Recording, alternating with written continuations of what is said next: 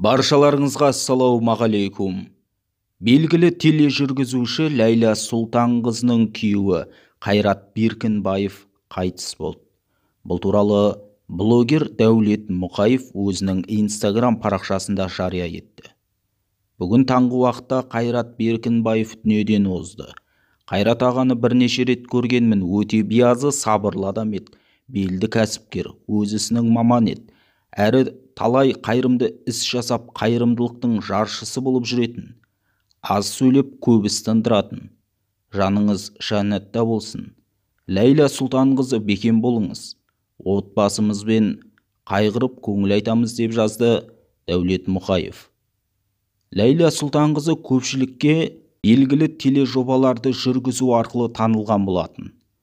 Оның күйеуі белді кәсіпкер ретінде танымал болған еді. Арнамыздың атынан тележүргізушінің отбасына қайғырып көңіл айтамыз.